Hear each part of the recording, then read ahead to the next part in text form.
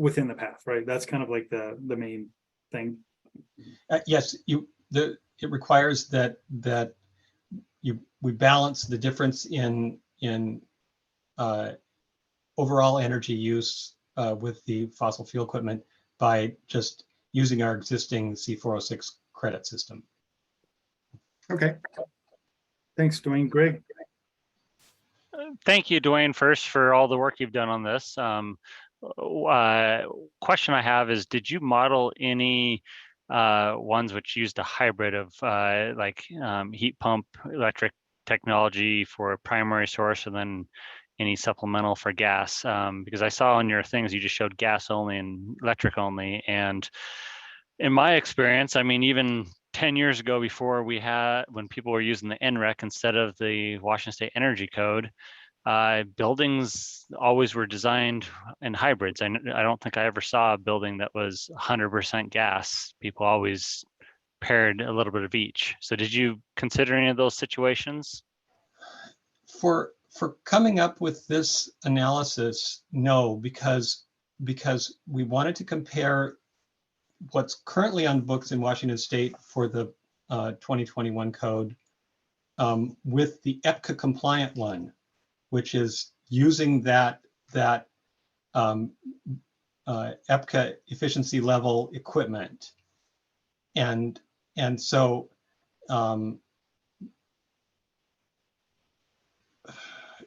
I think what you're describing, to go off into hybrid things, adds such a level of complexity that we can't really just put it in a simple prescriptive thing like this. And that's where having both a prescriptive path and an EPCA compliant performance path would come in, that you'd be able to use a performance path to settle out those subtle differences. But one of them had to be our current system, and one of them had to be fully EPCA compliant, and EPCA doesn't really recognize those half and half systems. Yeah, and my only point was the fully gas buildings. I don't think in any of my experience I really see that ever. Even long before Washington State Energy Code, people always kind of did a hybrid. For heating and water heating, sure. Well, water heating, yeah, okay. Water heating people did, because heat pump water heaters didn't exist back then. But for space heating, people always kind of did a hybrid. No, well, that's not my experience, and I've been in the design world myself for many decades. Is that gas heated buildings were gas heated buildings. So anyway, but I don't. In answer to your question, I don't have any sort of in between path, and I'm not sure what advantage that would give us. Well, I guess I don't know how it works, but it's the number of additional credits. Isn't that based on the fraction of fossil fuel fired heating equipment? Yeah, that's based on that difference in overall energy use for the building between the two systems. But I mean, doesn't that anticipate potentially a hybrid system, or is that not really happening? No, one is an EPCA compliant system, and one is what we currently have that requires heat pumps. And that's the difference we have to define. Well, I mean, I guess, so when you have CR equals A times CF, the additional credits required are based on that formula is just to reduce the number of credits you need, where you've taken advantage of one of the exceptions that allows electric resistance currently. Oh, okay. So it wouldn't be like if you had a 80% heat pump, 20% gas system, you couldn't take advantage of that under that formula? Yeah, because that would not be the EPCA compliant baseline that we have to recognize. Okay. Mike Rosenberg. Yeah, this seems conceptually, it seems like it's very similar to what Johnny proposed. So maybe it is. Understanding the differences would be good. But then also I'm wondering, Dwayne, why you wanted to get rid of TSPR. TSPR was in the 2018 code when, gas systems were allowed. You can still comply with gas systems with TSPR. Seems like it'd kind of be a step backwards to pull that out. And by the way, we've done a lot of data analysis, and there are quite a few gas systems that have gone in under the 2018 code. I'm I'm happy to entertain something, but since our current TSPR was built around our heat pump requirements, it seemed to muddy the waters so much that it wasn't worth to me doing it. We could and this would take somebody with the time and budget to create it, but we could recreate it, a TSPR that would fit into this fossil fuel compliance path, but I don't know. It was kind of a miracle that we got this far as time and funding. I don't know who's going to do that. But Dwayne, TSPR was created when the fossil fuel path was in the code, right? We didn't make any changes to it this cycle, except for changing the carbon emission values. There was a couple of little minor controls, tweaks, and some capabilities added. But we had the same systems as the baseline. In fact, there's a fossil fuel system as one of the baseline systems, the water source heat pump with a boiler for the large office building. So there were no changes in the systems this go around because of the change to heat pump requirements. TSPR is, the way we have it set up now, is emissions based. And so we'd have to back out of that system. And I don't know all the other ramifications of it. But yeah, if somebody wants to undertake making a TSPR version that we could, or identifying exactly which changes were required to make it fit with this EPCA compliant pathway, I'd be happy to accept that contribution. I guess I'm confused as to what you're saying. We didn't change anything other than the emissions from electricity this cycle. The same baseline systems were in there in 2018. Everything was the same when fossil fuel systems were allowed in the code. So you could still comply with a fossil fuel system in TSPR. It's likely a little bit harder now with the updated emissions values, and we could certainly check to make sure that that's still the case. But I don't see any reason why we would get rid of it. I mean, we didn't really do anything to change it because of this change in requirements for heat pumps. Okay, I was thinking it was a lot more complicated than that, Mike, but if all we have to do is insert different compliance values for gas building, that does sound like a change that maybe isn't that hard to make. No, I don't even think we need to do that. I mean, it was okay in 2018, right? Well, you're going past my bandwidth here, Mike, as far as being able to understand on the fly if this actually is gonna work. But I bet when we get to Henry, he has a comment to make on this. Well, just before we go on there, so this was something David raised a week or so ago, where yeah, we need to verify that with the new emissions values, right? If we keep them in TSPR, that fossil fuel systems with standard efficiency would still be able to comply. And I think that's probably a good idea. But other than that, I don't think there's any change we need to make. And if we didn't need to make a change, I don't know if we're not using the emissions values for anything other than TSPR now. So I don't, we could always go back to the old emission value. I mean, it seems like we're getting a lot of benefit from optimizing the HVAC system through TSPR. It'd be a shame to get rid of all that for any fossil fuel system.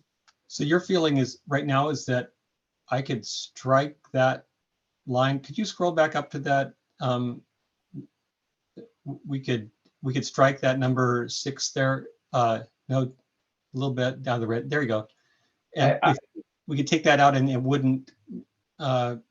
It would still be EPCA compliant. We wouldn't have to do anything else. I think that's the case, but once again, we could verify that. But at worst case, all we would need to do is change the emission value, right? Because the emission value for electricity got lower this cycle. That would make it a little bit harder for fossil fuel systems to comply, but that's the only change we made in TSPR this cycle, Okay. right? In 2021, I mean, like I said, there was a couple of other things, some capabilities. We added multifamily and we improved some central plant configuration things in it. But from my recollection, that was it. We didn't change anything in the baseline system or anything like that, Okay. Well, tell you what, if unless somebody else has a little another cautionary note that comes up in the next few minutes, then we could, I'd take that as a friendly amendment then, that we could take that out if people don't see. So let's just leave it there and strike out. Okay. Thanks, Mike. Is that all? Yeah, that was it. Well, also if maybe we could get like a summary of how this is different from what Johnny proposed. Yeah, I developed this entirely in isolation from Johnny, and so I wouldn't. The same concept though. I just tried to make it as direct and understandable as possible. I think one open question I have. Oh, sorry. Can I direct response to that? Sure. Yep. Sorry. I didn't want to skip. One open question is like, will the points that Dwayne calculated here be the same as the points that I need PNL to calculate?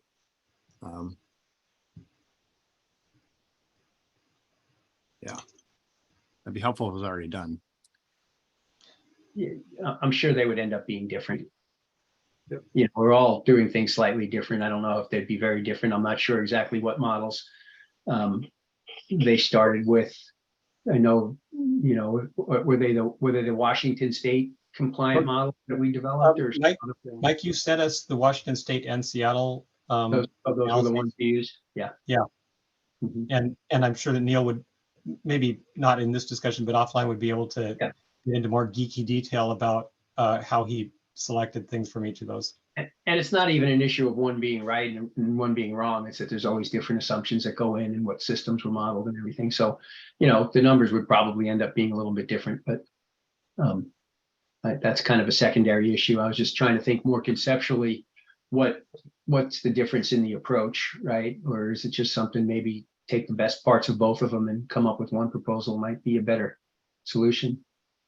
But this one is prescriptive and Johnny's is performance, right?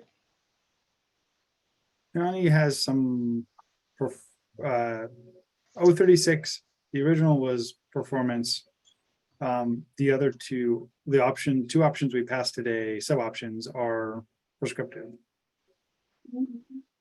Yeah, it's just like this. You use fossil fuel path and you need to have more C406 points. Basically the same thing.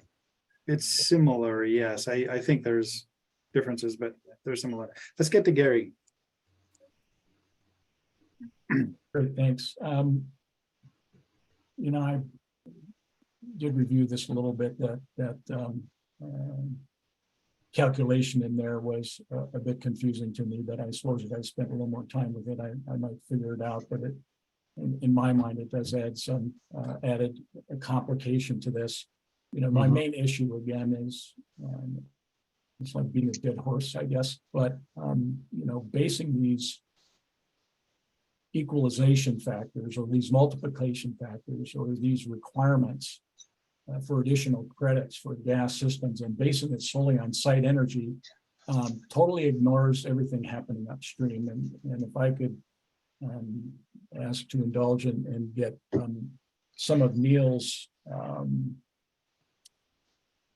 presentation back up here. I'll try not to go on too long here, but would that be possible?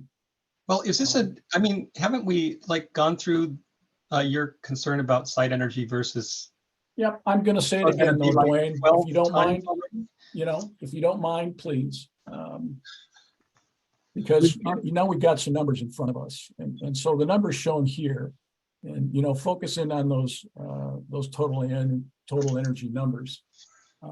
The source energy factor for the marginal electricity resource in the Western grid is about 3. So you take all of the electricity site energy numbers there and multiply those by 3. Take the natural gas number and multiply it by 1.1, because that's what the source energy factor is for natural gas, and re-add up those numbers and see where you land. I think you're going to find that in most cases, gas using building might actually look better than the heat pump looking building. Even if you use the average source energy factor for the Western grid, that's around 2. You would still multiply all of those site energy uses for electricity by 2. And again, that's where the flaw is in coming up with these equalization numbers. You're using site energy, you're totally ignoring everything upstream. And that to me is just not the correct way to be writing code. So I'll leave it at that. I know it's beating a dead horse, but you need to hear it because it's true. Hey, while you have the slides up, could we go, oh, I was thinking we could go up to the top and look at that. I think it's like the slide number 4 is that formula. I just, in response to your concern, Gary, if you have an apartment building and 3/4 of the heating is done with electric resistance, you shouldn't, just in fairness, you need to back this off. So you would end up that formula, especially that piece on the right side, would take you back to just needing 1/4 of those credits. So just to make sure that people aren't having to do additional efficiency credits where it's not justified. My point was just added complication there. I don't think I spent a lot of time just trying to figure any way to do it more simply. And if I did it more simply, it would not respond to the individual requirements of different buildings as well. So this is where I landed, but I'm sure somebody else might have landed somewhere else. Thanks, Dwayne. Poppy. Yeah, I agree that I don't think that we need to remove TSPR, and I think it's important for it to stay in, and we likely don't need to change it very much, if at all. And even if we keep it carbon emissions, we may end up keeping the prescriptive side carbon emissions anyways. That's yet to be determined. And along those lines, I had a question in its current manifestation 036 with either of those options addresses both the performance path and the prescriptive path. It originally was just the performance path, and that may or may not have complied with EPCA. But for this one, maybe I missed it, but is this only the prescriptive path, and is the intention that it would just be a standalone approach to complying with EPCA and that the performance path would remain the way that it currently is? No, and thank you for that question. This was only intended to provide a prescriptive path that gives us equal energy efficiency. And the assumption was that, or my assumption was that it would be relatively simple to create a performance path by just taking out all our restrictions and as has been attempted to put in something there that brought us back up to the same level of efficiency. So my intention it was definitely that there would be someone else would develop another pathway for performance. So there would maybe be an option here where you could choose this for the prescriptive side, but choose 036 without the options for the performance. I'm just thinking about how it gets passed along. Yeah. And, okay. And I guess, I mean, I understand the approach. It does seem a little bit complicated in that it has a lot of instructions for what would change to the code if one were to go this fossil fuel path. Am I following that correctly? That you would have, as a building, you would have to go through and kind of make all of these changes or assume all of these changes, or is this kind of No, no. version of what would be changed, but it's not actually changed in the proposal? No, what you see right now, those modifications, that's what you're asking about? No, there's something, yeah. So 1 and 2 just make it so that you can use fossil fuel equipment for HVAC. 3 and 4 make it so you can use fossil fuel equipment for water heating. And 5 makes it so that you can increase the amount of renewable energy credits if you want. Okay, so this is the language that would actually be in the code. Right. And like I said earlier, I didn't want to go and change it in those sections because this only applies for those projects that are going to select the fossil fuel path. Could you add like unless complying with C4 1.3 in front of all these sections? And so we just have one set of code language. I think Poppy's just worried about having people self-interpret code based off of a modification. I've actually, had a couple different people say that they weren't comfortable with this. And yes, we could do that, but I think it would make it harder for people who want to follow this path, because then you just have little dribs and drabs of requirements out there in the code, whereas here, anybody who wants to follow this path has all the changes in one spot to make that possible. It just to me, it makes it easier for anybody who wants to do this and easier for everybody to understand. Because otherwise, how are you going to necessarily even notice out there? And like with number 2 and 4, where the exceptions, like especially number 2, there's a whole long raft, a couple dozen exceptions, and each one we'd have to like go in and modify them, to put in that extra clunky language. I've become convinced after messing around with this for a month that this was the tidiest way to make this happen, and not, so otherwise I don't know how people would wade through all that. All right, Eric Bedell, you're up. Thank you, Shell. Hey, Dwayne, got a couple questions for you. I think they're pretty simple. I'm used to Group B occupancy, so I'm going to use that as my reference point, if that's okay on this. So for Group B occupancy underneath the 2021 Washington State Energy Code, you needed, I think, 42 credits to get the compliance path, C4 or 6 credits, right? So how many extra credits do you need? I just needed to see that again. So you'd need, here in Seattle, you'd need 112 additional credits beyond the 42. 112. And remember that would be reduced by, dividing by 1.3 for all the gas stuff, or 1.2 for all the, and then it would be further reduced by anything that you took as an exception. But yes, it's a large number, and it's a very real number that reflects the loss of efficiency when you go away from heat. But so I just, that's virtually impossible. I'm not trying to be. No, that's why I said that you could have 80% of it be renewable. But doesn't renewable, I mean, I'm doing this off of memory now. Doesn't renewable, it's like 13 or 15 credits under Group B? That's all you can get. No, that's why I explicitly said up to 80% of the credits that you get can be renewables, because I did recognize early on that you'd run out of available credits. And notice that this applies to all the other things we've been talking about, where we've said somebody will go and calculate how many additional efficiency credits. Here it is. It's a lot.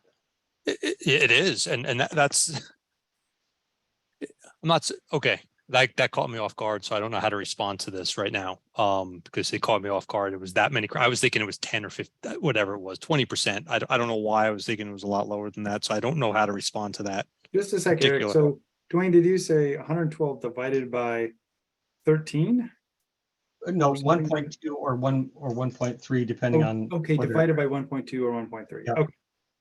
And so that would get it down to something like 90. And then if you were taking advantage of credits for some of that, for things where you'd taken exceptions that allowed electric resistance, it might get it down to 80 or something like that, but it's still a lot of credits. That's twice as many as is required right now.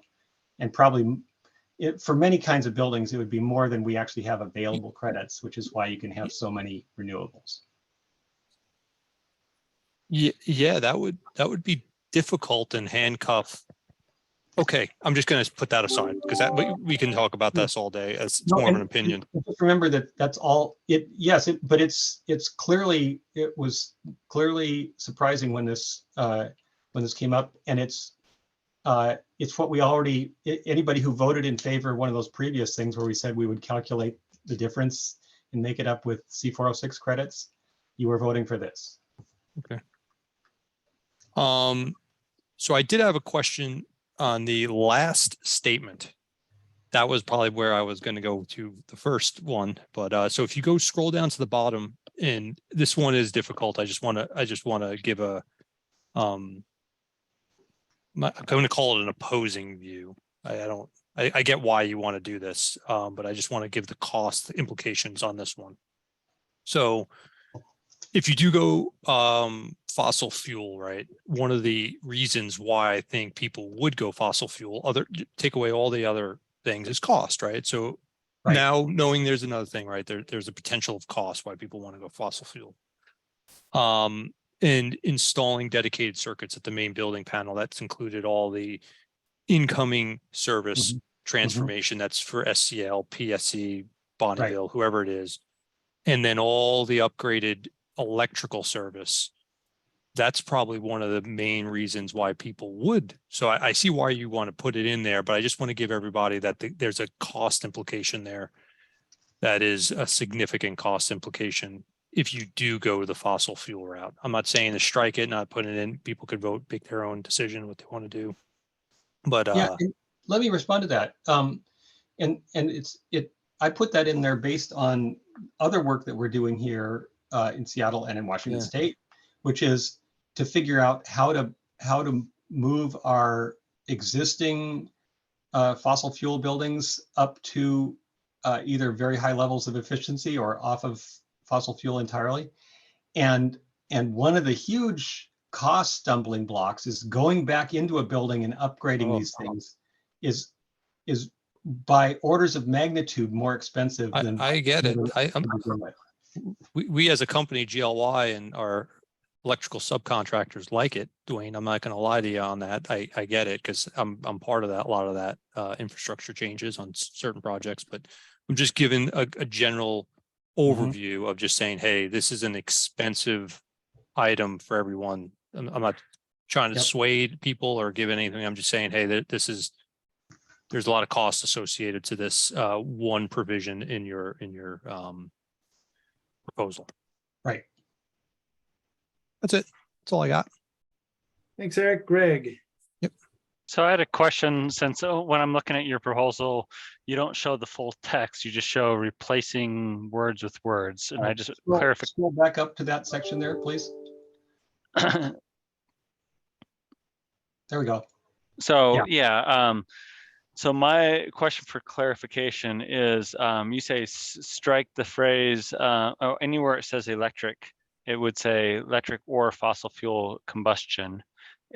Is that apply basically to all meaning, does that essentially mean that you've opened up supplemental heat can be gas? Yes. Okay. So that means there wouldn't be, just to confirm a second time, that means you could base your design solely on heat pump technology and have a fully electric building, but then you can have gas supplemental with no penalty, and it's not going to mean you have to get those enormous amounts of credits. No, this is one or another. So you have to either follow the fossil fuel compliance path, which means that you are using, which is based around EPCA minimum equipment, or not follow it. You can't pick and choose between there. So you can't use No, you can't change the exceptions and use the other pathways. No. okay, so you can't use fossil fuel as supplemental backup when you with a electric heat pump, and you can't No. get the credit. No, I was only given marching orders to create a prescriptive pathway that passes muster with EPCA, and these combination systems aren't really relevant to that. Okay, so that means if someone wants to design a building, I mean, all heat pump technology, but then they don't want to have to oversize everything and have a huge giant electrical service there, and they threw in any fossil fuel backup, that means that throws them out of the heat pump, even though the heat pump runs 90% of the time, and rarely runs only in the winter. For when they use fossil fuel, but that would throw them out of the heat pump path all the way, and means they have to get that exorbitant amount of credits just to put. Is that correct? It doesn't throw them anywhere. If you don't do this whole system, then you have what we already have in the code. All the exceptions that are currently in the code will, for the other compliance pathways, stay just like they are today. Okay, but the heat pump or go all gas equipment. Okay, well, currently in the code, we removed all fossil fuel for supplemental. We made it all electric resistive for the most part. There's a few but we kind of biased it mostly towards electric, I believe. So I'm not changing the rest of the code at all. I'm bringing this in to allow gas stuff and to keep the same efficiency as the rest of the code.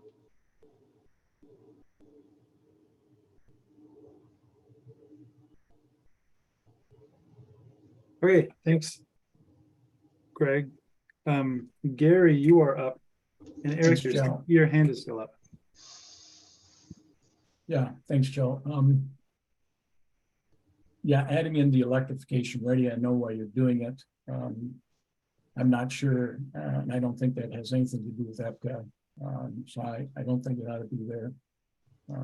It only adds costs. It saves no energy in and of itself. That fact alone should disqualify it, because it can never be cost effective. People may never use it.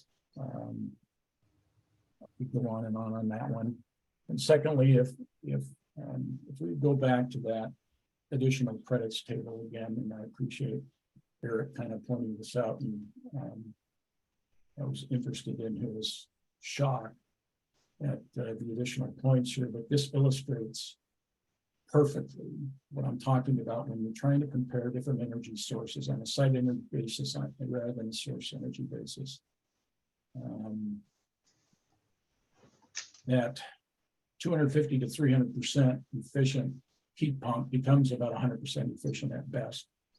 On a source energy basis, when you're looking at the marginal source energy basis. So again, this is just a deeply flawed methodology. And this would only result in a de facto gas ban by having such an onerous number of points needed if somebody wanted to use gas technology. So again, there's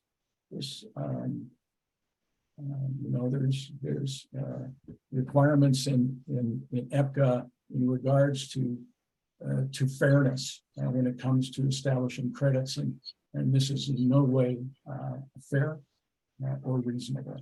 So again, it just points out the deeply flawed methodology here to come up with extra credits. Thank you. Thanks, Gary. And let me respond to a couple of things. One is that, I recognize that, when we saw the credits that would be required to make this equal in site energy use, that it would be expensive. It did respond to concerns I remember hearing last round when we were developing the main code, that there are some buildings that just for various reasons really need to use fossil fuel heating. And this provided a way for them to do that, whether pipeline gas or propane. And as for the electrification thing on the end, that is something that I put in there to make it, future conversions less expensive for people. But I'm wondering, Gary, if you want to make a motion that somebody else might second to strike that and see what the rest of the group thinks. We have no motions right now, so. Oh, we don't have a main motion on the table yet, do we? Even if I were to do that, Dwayne, I still wouldn't be supporting this proposal. So to me, it's moot. Okay, Lisa, you're up. Hi, thanks. Well, first of all, thanks, Dwayne and Neil, for your work on this. It's an interesting proposal. But your table and the values in the table does kind of highlight what we're all dealing with right now, where we have all these, we're going to model this and the values are TBD. Like we don't know what TBD is going to mean, right? When that modeling actually happens. And actually, now you do. Yeah, now we kind of do. And so this is very enlightening. Did you, and I understand you guys did a lot of work, and so I'm asking you if you did more work. Did you by chance put together like just a really quick, like here's an example project, and this is, with this divided by this, these credits, etc. This is what it would play out to be. Did you by chance do that? No, and actually, Lisa, this only Neil finished his work for me, I think on Friday, and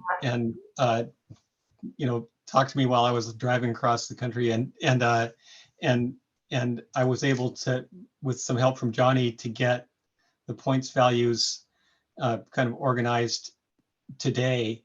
But yes, I think there's two next steps. One is to fill in some more of the building types, budget allowing. And the other is to do, just like you said, to take a typical medium multifamily building and that, we know all the factors for already and see what it ends up being. And, what any other building types we could.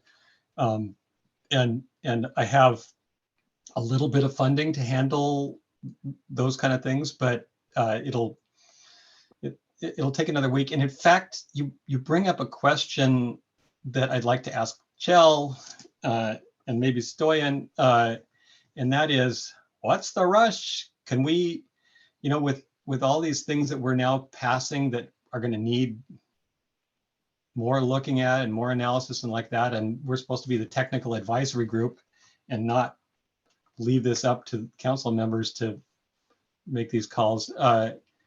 Can we have another meeting where the promised changes and analyses and so forth have had more time to get resolved before we send these on up to people who are probably less expert at it than those who are on this call right now? I think that's possible. I think I don't know how we would decide that, but if the tag wanted to meet again, we would meet again ahead of this. If there's, I guess if the tag resolved to meet again, or if a majority of the people in the tag think that we have lots of unfinished business and need to meet again, I think that would be fine. I think the MVE can handle some amount of changes, but like, filling in numbers in a credit table.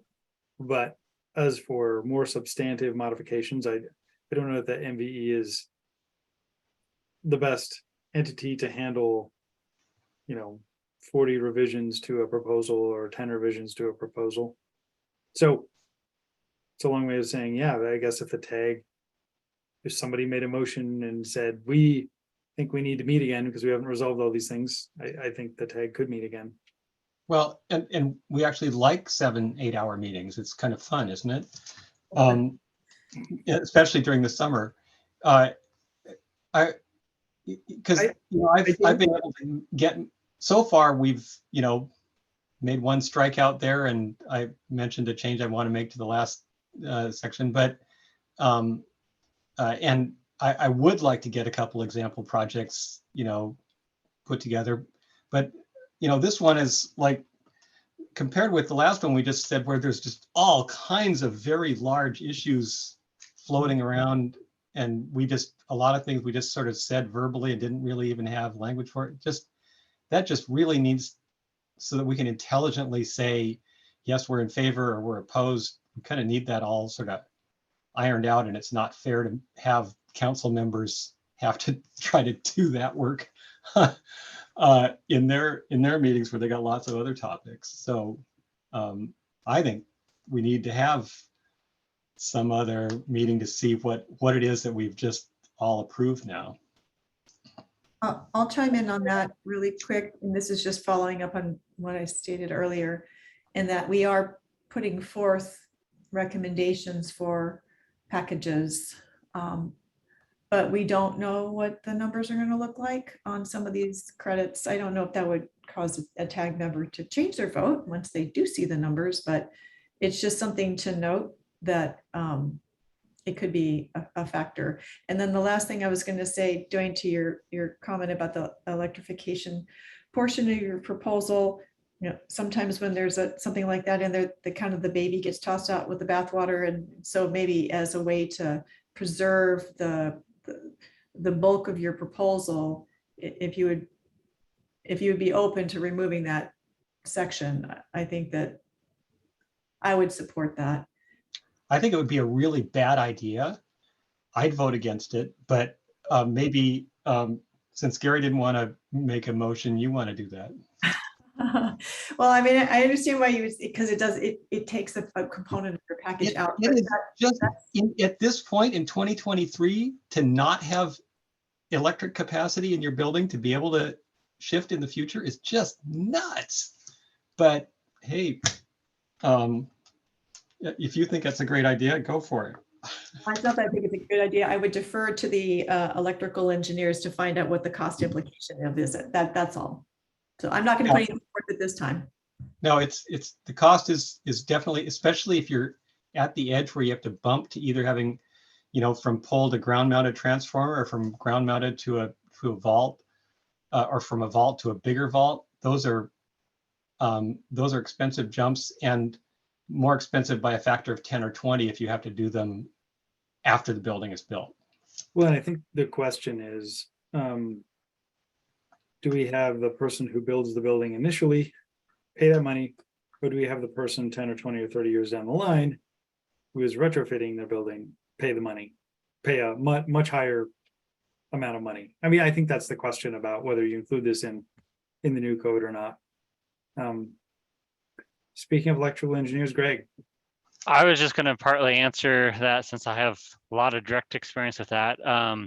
So on the utility side, if you're in a downtown district, like downtown Seattle, downtown Spokane or something, the building, I mean, you don't have much space on the site. And so that could be very substantial if you're talking about underground concrete vault for the utility transformers, because none of that's in the city right away. That's usually always on the site. But if you're talking about most buildings are outside the downtown core, usually, I mean, there are site constraints. Replacing the utility transformer obviously costs a lot of money, but I mean, it's not undoable. But the bigger challenge is your main switchboard in the building. That is by far, and then the conduits getting and all the conductors, and usually so your main switchboard is a huge cost, and then the conductors that that you have to size, because usually the customer owns the conductors from the switchboard out to the utility transformer, and those are exorbitant. So if you were to have to upsize your panel initially, for a future conversion. I mean, that would, and right now electrical equipment is really hard to get and long lead times. That would be a big deal, and a lot of people would balk at it quite a bit. After the fact, they balk at it too. But I essentially, I don't know if I'm not giving you any direct answers because numbers, because every facility is different in size, but it's can be very substantial. Right. Going into an existing building and building a vault and changing the main switchboard and the feeder wires, that's causing us a lot of grief here, and across the country as buildings are making that conversion. Yeah, but it's not just the conversion, it's also the initial upfront cost too for a new building too. So if there's ways you can reduce your building size, which Eric talked about quite a bit, to the point is there's ways you can offload electric size by other sources that are rarely, if ever, used. That makes a huge difference. And we, in our Avista's corporate office building, during the pandemic, we replaced our main switchboard. We didn't replace it because we were switching equipment, but we replaced it because it was old and we couldn't get parts for the breakers anymore. And that was a very expensive project. Very, very expensive. So you can see why I'm trying to protect building owners from going through that painful future. Okay, we have a proposal in front of us. We have a suggestion that in fact, we probably could meet again at some point. We have some sub piece of this that is about electrification readiness on this proposal. I think we're ready probably to take a motion on this, whether to pass it, do something else with it, pass it without the electrification readiness, do something else with it. Let's have a motion to do something.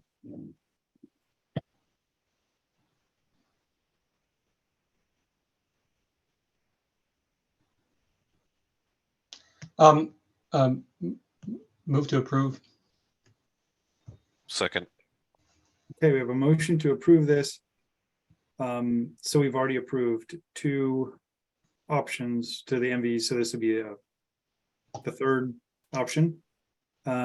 If passed, a motion, we have a second. Dwayne, do you want to speak further about the motion? The motion would include a couple changes that have been mentioned so far in this, including striking out that item number 6 at the top of the thing, and it includes a commitment from me, based on Lisa's request, that over the next couple of weeks we develop some specific examples. Okay. See a couple of hands up. Mike Fowler is the second. Do you want to say anything? I like that it lays out options, or even if there's some parallels to Johnny's, but also that this gives us a preview window into what that potential TDB credit amount might be. So this is providing a future, or providing a little window into what that could be. I think that's important to see at this point. Okay. So Dwayne, your suggestion is that the examples will be ready at some point for the MVE or maybe before that. I would be promising the work of other people, some who are on this call, I think, but I would say 2 weeks would probably be comfortable enough. Okay. Okay. So Eric. Oh, yeah. So we have a motion on the table. We have a second. And I think it's clear what the motion is. I'll state it again, though. It's to pass 037 as a third pathway, including striking the electric readiness section and having Dwayne come up with examples within a couple of weeks. So Dwayne, I just want to say I agreed and voted yes on Johnny's proposal. I like his pathway. I like your pathway also, but I am struggling around the credits or the amount of credits that are needed. So don't take it personally. If we could figure out the credits, I will absolutely vote yes on this. But the credits is really, it's triple the amount, right? So, which makes sense, right? When you probably do all the calculations as per the, so I am struggling around the credits to, for this pathway, but I do want to see what the, I guess you could call them, exercises, right? You guys are going to model this. So, Well, this is from modeling. Could we go to the slides again? Because I think that you could look at or the examples. at Neil's, if you keep going down there, maybe the one right above that or below that, sorry. There we go. Neil, because you could see, I think what we're up against is that currently the additional efficiency credits that we have give us, what is it, 5 or 6% boost over, for the total building efficiency, but that's small in compared to the total amount of energy used for space heating and water heating. I totally get it. It's basically, again, this is an opinion. I feel like the way this pathway or the core, the credits, and I see the information and I understand the information, but it will hamstring and make it virtually impossible to use gas in the street by default. That's the only issue that I have. It's not the actual path to get there. So the question for you is what's different about the credits that we're going to see when they analyze the one that you were in favor of? You're right, Dwayne, and you are absolutely right. I admit that you are absolutely right. So I just want to tell you that I'm going to abstain from this one, so it doesn't even matter, and we'll see where it lies. So I want to say I really do appreciate this, though. Let me run one other thing by you. And it's something that I had a vaguely formed thing, but haven't had a chance to track down, and that's that there might be a supplementary calculation that we could devise that if you did upgrades to the envelope and heat recovery system, that which are not cheap themselves, right? Get it. Yeah, you could offset it with a more for the envelope and more for like a heat recovery. That's great. It might, and it's really hard to conceptualize, but it might be that if the first step you did, if you want to use gas equipment, is to give us essentially a passive house envelope, right? And passive house level heat recovery, that would cut your overall space heating load by what, 2/3? And that we could perhaps devise a workaround formula. Maybe you're willing to help, since you're an engineer and I'm not.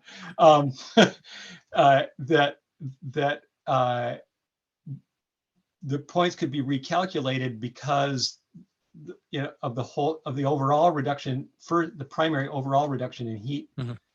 Because you have such a low U value that basically you don't need as much heat, so it offsets the quantity of gas that you would use for space heating. We still have the water heating problem, which is big, for multifamily, but at least for office and school, that would pull things down a bunch. It's just you can see it just conceptually. It's a really hairy formula. I get it. I appreciate the response, Dwayne. Thank you. But at some point that becomes a C407. It does, yeah. Well, and I was trying to do this without it requiring anybody to resort to energy modeling. Yeah. Okay, Mike Rosenberg, you're up.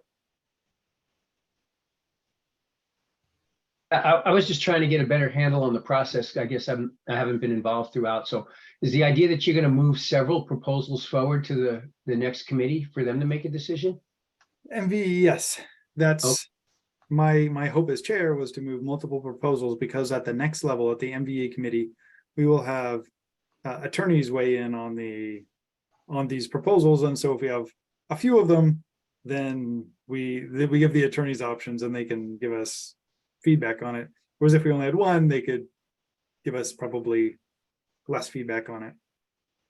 I'm just trying to think about, the significant amount of analysis that you guys are wanting us to do and when it would make sense to do that, right? I don't want to do it on a proposal that then isn't going to get moved forward for some other reason. And I doubt the sponsor's going to want to do that either. Yeah, I think knowing how much credits are going to be required for these different proposals is actually necessary for the MVE to be able to do their job. I'm not sure if it's going to impact the legal opinion based on the last legal case with SBCC versus BIAW. It didn't seem like economic cost of the measures mattered, but it seems like the analysis that Neil's done for this is very close to what we would be doing for Johnny's, right? And it doesn't make sense to maybe have two different analyses going in, different directions. I mean, sorry, Neil, but if you're, if what you've done already can be modified slightly to address the points in Johnny's proposals, that probably makes a lot more sense than from us starting from scratch, or then having two proposals, or even worse, having two proposals that are using different methodologies and come up with different points, right? But aren't looking at exactly the same thing, because then there would be no way of knowing, if we're looking at the same thing or not, right? If we use one method and evaluate Johnny's proposal for points and Neil's done a different method for Dwayne's, we're not really going to be able to compare those directly. So that just doesn't seem like the right way to go.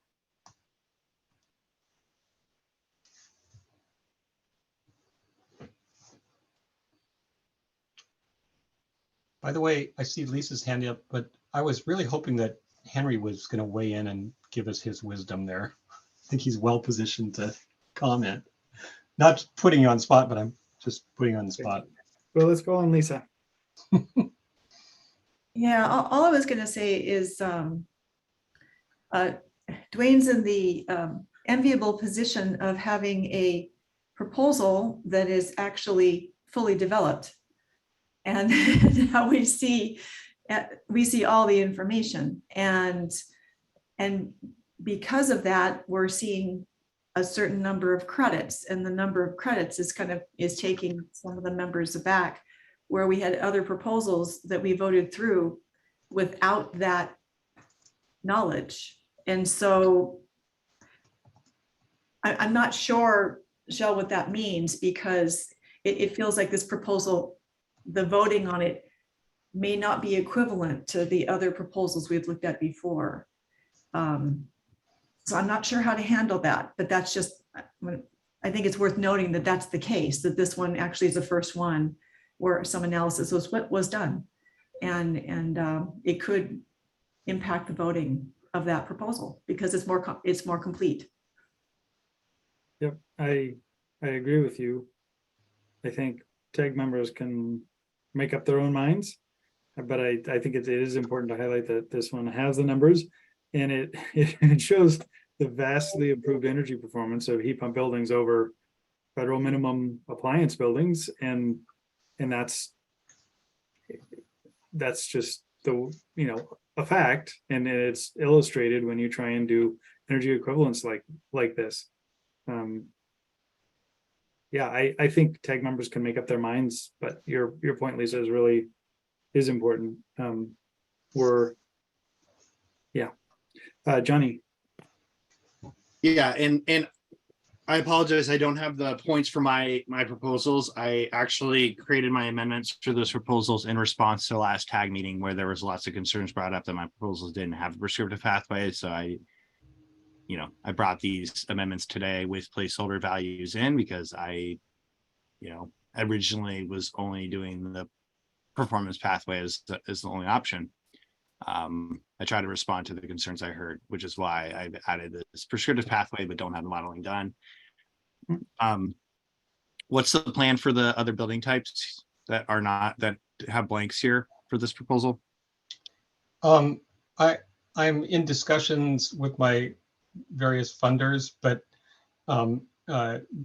looks positive. I just since I'm always walking around with my hat out, begging for money, I have to be cautious about making promises. Yeah, I'm not sure what the committee should do at this point. We need values for the proposals that have already been passed. If the committee believes that the points here can be used for my proposal as well, so be it.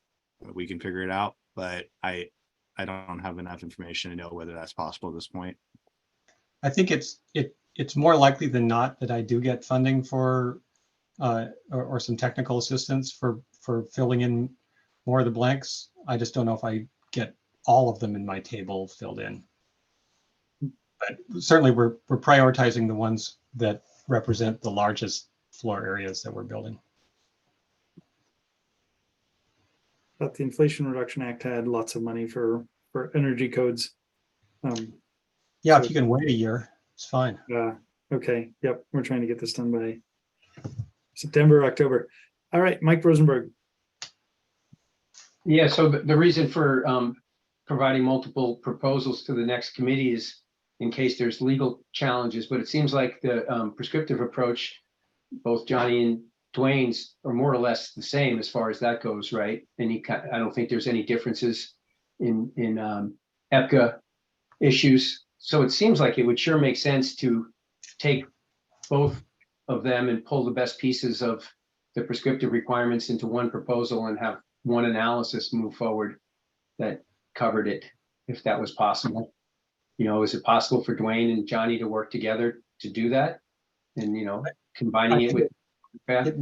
It makes sense that we could have Johnny's proposal revert back to being purely performance-based path and then have the best parts of his proposals be integrated with what we've got on this one. Once again, that just means we need another tag meeting where we can actually look at real stuff.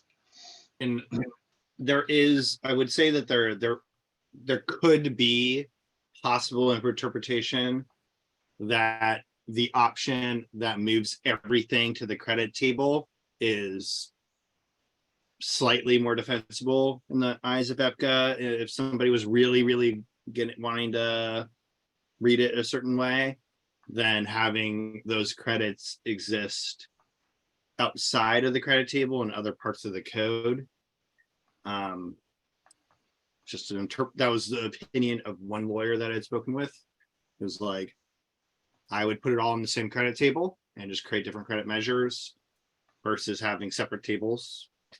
But I think they all were like, most likely either option would be fine. I've spoken to about a half a dozen different lawyers on these different proposals, so you'll get 6 different opinions. So this one doesn't modify the energy credits at all, right? It's just saying you use the same credits, just give us more of them.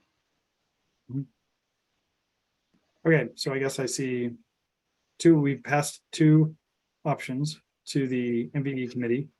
We are considering this one. There's a motion and a second to pass this one. And that's what we're talking about right now. I just want to remind everybody that we did also pass 026 last time, which deletes heat pump, space heating and mandatory from the sorry, that was unnecessary to bring up. We did pass 026 last time. That was the only one we passed. So for what's in front of us now, we could vote on this and vote a third pathway forward, or we could reject this third pathway.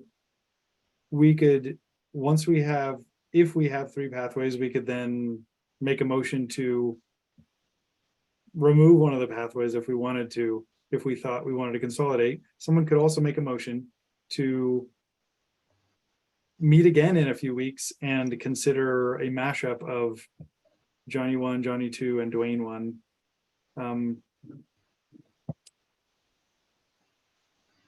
So I think those are all options in front of us, but the motion on the table right now is to pass this one as a third pathway for the MVE. So I'm not seeing hands up. I would like to vote on this as a third pathway for the MVE, and then I would be interested in any motions anybody wants regarding what we do in the future, which is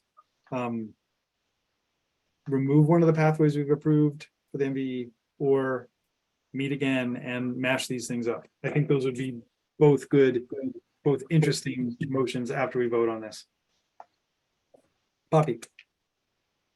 I just wanted to clarify that I don't know that it's a third pathway on its own. It's an alternative. It's like an option 3. Okay. Sense. Just clarifying that it's not standing on its own, unless people think that we just should change the prescriptive path and not touch the performance path, which is possible, and we could have done it the other way as well. So yes, I get it. Whether it's an option or a pathway, I think that's fine. We're passing it. The MVE can consider it, and yeah. Okay.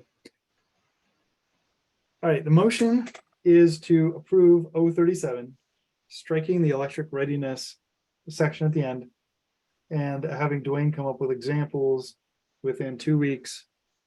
That is the motion on the Were table. we striking the electric readiness? I didn't remember that being part of the motion. We did not. Item we- 6, We struck number 6 at the top. right. I thought part of the motion was to strike electric readiness. No, No, okay. We are keeping electric readiness, but we are striking number 6 in the TSPR one. Okay, I'm gonna restate the motion. The motion is to pass 037. With Dwayne coming up with examples within 2 weeks, and to strike number 6 TSPR as shown on the screen from 41.3.1. All right, let's do a roll call vote on this one.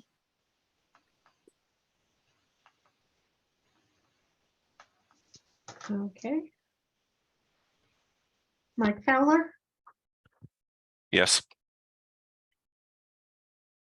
Scott Henderson, Yes. Shane Nillis, No. Dwayne Johnlin, yes, Lisa Rosenau, Yes. Eric Bedell, Abstain. Sarah Broody, Yes. David Reddy, Abstain. Gary Hickman, No. Irina Rasputnis, Yes. Poppy Storm, abstain.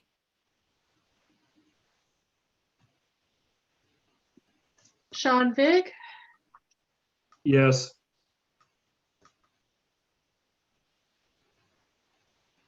Eric Olnon, Abstain.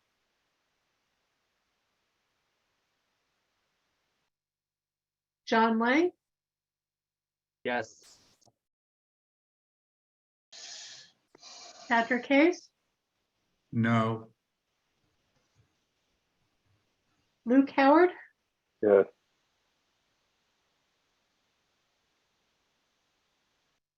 Greg Johnson. No. Motion carries 9-4 with 4 abstentions. Okay, motion passes 9-4 with 4 abstentions. We have now passed 3 things on to the MVE committee. We have considered all proposals. We have not made motions on all proposals. There is chapter 5, we have not done anything with. we have 17 minutes left. I think we should look at the chapter.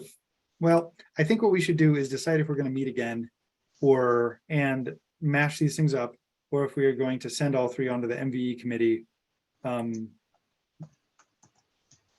as they are. So I would love to hear people chime in quickly on why we would do one or the other and their preference, and I'd love to hear a motion on why we would do one or the other. So David, ready?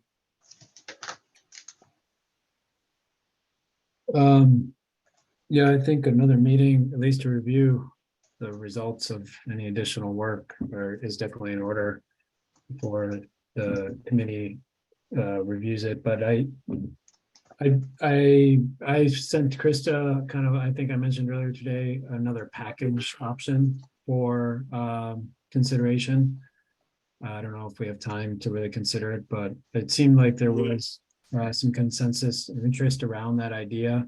And I think I've added some clarity on a lot of items that weren't defined on the screen, and also kind of an important one, which would be to limit the prescriptive path to certain types of buildings. And if you can't meet that group of limitations, you'd go to the performance path. So I don't know if we have time or interest in considering that. But happy to walk through it. I think we would not get through it in the next 17 minutes, is my guess. I guess I would love to hear from TAG members. Do you want to meet again to consider what David is bringing up, and then any other mashups of options between the three options or the three things we passed today? Dwayne. I'd like to see the other things that we've discussed, options 1 and 2 that we've approved, fleshed out to at least the level of option 3, before any decisions are made. I think it's going to be wisest to have a prescriptive path and a performance path that we can go forward with, and much better if we can send one of each forward to the MVE and the council than to just throw up our hands and say, well, you guys figure it out. Okay. The initial timeframes we've heard were possibly outside possibility by September for the support for proposal 36, possibly October. So that would be then the TAG would be meeting probably in September, October to consider those. But that's too late, right?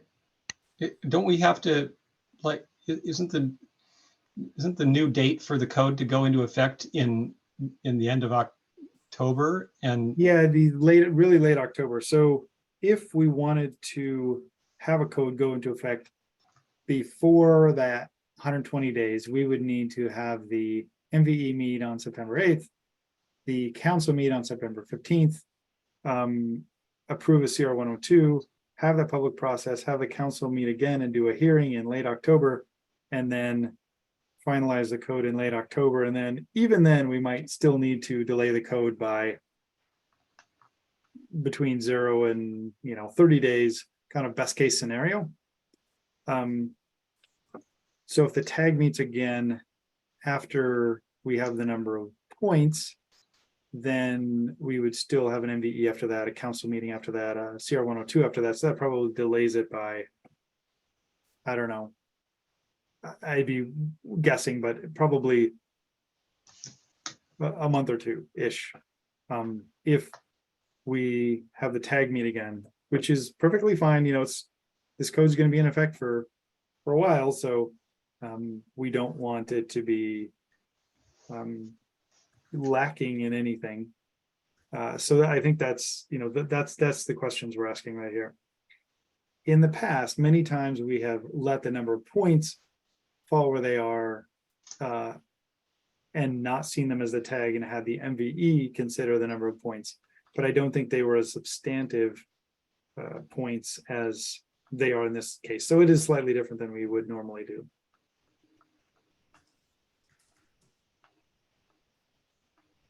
So I'd like to hear from others, like, do you think we should meet again and consider these things, or, okay, why don't I use your thumbs up or a thumbs down, and do you think we should meet again, tag members only? Use your thumbs up on your reactions. Do you think we should meet up? Okay, I'm seeing only thumbs up. The thumbs down would be this red X, which is also under reactions. Okay, so I'm seeing lots of thumbs. You love being here. You love being part of this. So I'm seeing lots of thumbs up. Let's meet again. Eric is crying. I'm sorry about that. And I guess okay, we'll meet again. And that way we can take up David Reddy's proposal, or his grouped proposals. And I guess when we meet is going to be a function of when numbers can get ready for these proposals. Johnny. And sorry, is that, do you want credits ready for my proposals too? I think that was the suggestion by tag members. That's not a motion, but it's suggestion was having numbers for at least some indicative numbers on your proposal or proposals. Well, I'm feeling a little catch-22 here because it seems like I can't get support from PNL to get my efficiency measures calculated unless it's going to be sent to the State Building Codes Council, but the tag won't approve it unless I get points. You can have mine for a really reasonable cost, Johnny. I have no extra funding for this. Mike Rose. So, Yeah, I thought, didn't you say the intent was to then combine them into one measure? Well, that's not a question I asked and got an answer to yet. I mean, I guess to me, it seems like having a firm idea of what it is that you want. It seems like the best approach to me would be to combine them into one proposal that takes the best parts of both, or at least one that the two proponents agree on, the ones that are close, and then see what the gaps are on analysis, and either Neil or PNL can hopefully fill those. Right? It really doesn't matter to me who does it, but I don't think we want to have an apples and oranges kind of comparison of these two approaches. That doesn't make sense. It's not, neither one of us is going to look good when we see numbers that are different on some of the same measures. as much as I really, really, really do not want to come back to this meeting again, as I'm sure a lot of people don't, I will work with Dwayne to try to figure out a way for us to combine our proposals and use the analysis that he's already done and come with a combined proposal by the time we have the next tag, hopefully with either Dwayne's consultant working to fund to do the rest of the analysis, or working with PNL to get funding to do the rest of the analysis. And hopefully that won't take 3 months. We can do it in a month. But yeah, I'll be a team player. Sorry for being a wet blanket about it, but I know we're all tired. Yeah. Okay, so we passed 3 things. And Johnny and Dwayne are going to work on what might be combined between the two of them, work on some modeling and some funding, and we'll meet again. Probably, I don't know. We'll meet again after we figured out the timing of these things. And at that point, we'll also consider chapter 5, because I think we haven't hit chapter 5 yet. There's a couple things that need to be done. And then there's also David Reddy's grouped set of proposals that we could look at that time. Okay, anybody else have anything or the good of the order? David? Yeah, I mean, I was hoping to give people at least the talking points on the packet for the next meeting. Yeah. Sure. Krista, do you want to bring up the list of proposals included in David's so that? Okay, go ahead, David. Thank you. Yeah, so this kind of came together today after hearing earlier kind of interest in a package proposal, and we just didn't feel like we could get it nailed down. So in my mind, a lot of it was just not having enough on the screen to really understand what was involved. And so I've taken what we started with a couple hours ago and started adding some more detail here. The idea is to group the proposals that were considered earlier. I made clarification that the EPCA, non-EPCA related provision of 036 would be not included. The next bullet point, the energy efficiency credit requirements. And I don't know if others agree, but not necessarily the load management requirements in C406.1 would be recalculated. And actually, I want to remove that based on site energy part, because as we've talked today, I think if we don't have to go back to site energy with the prescriptive path, we can stick with emissions and save ourselves a lot of work. So the recalculation would be based on still using emissions, but using a minimally compliant gas space heating system, and then increased. Krista, I sent a new version just a couple minutes ago, but basically acknowledging that we need to increase the number of credits required, just like Dwayne clearly showed. And I think it was great to see what the impact of that TBD adjustment would be, because it's going to be substantial. And that is assumed to happen. So I'm at least acknowledging that we're increasing the number of credits required to be as consistent as possible with the previous code. I took out a point here about changing the measure credit values to be based on site energy here. I'm hoping we can agree that that's not actually needed. The third point, the BPS recalculated by PNNL as Johnny's proposed, but with review. And then adding to C406.2 a number of options that address some of the scenarios that we all have talked about. Air-to-air heat pumps with electric resistance supplemental, air-to-air heat pumps with natural gas supplemental, ground source systems, heat pump water heating systems greater than 24 kW, and suggesting eliminating the low carbon district energy system credit, because down below, I'm suggesting that given the challenges that I think we all have in mind of how all the kind of nuances, how these credit packages get applied, then I think it's realistic and would save us a lot of effort if in both the development of the code and feeling comfortable with the values of these credits, if they were limited to a subset of building types or systems. Actually, I initially thought perhaps a certain square footage of building type. But really, I think, limiting to the equipment that's,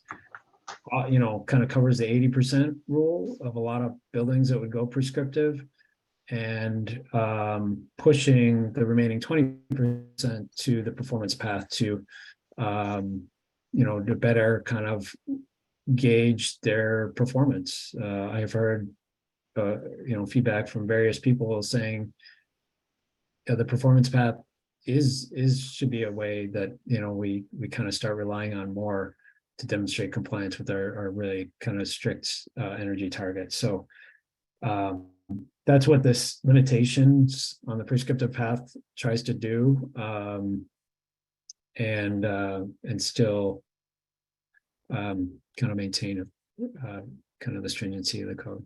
So I think hopefully that addresses the questions that probably will come up on what's the difference between what we originally wrote it on in terms of a package and what I've outlined here.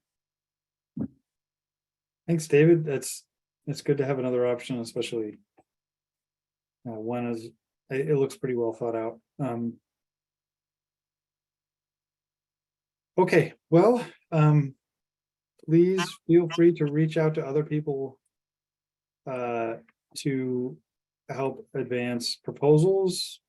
No more than half the tag can meet at a time that violates quorum rules. But I look forward to meeting again in some amount of time and finishing up our work and sending something, maybe a couple things awesome to the MVE committee. So thank you for your dedication, your work. We had some great discussions today. I learned a lot. And I hope you have a wonderful, sunny rest of your week. This meeting is adjourned. Thanks, Shel and Krista. Thank you, everybody. Thank you. Work, everyone.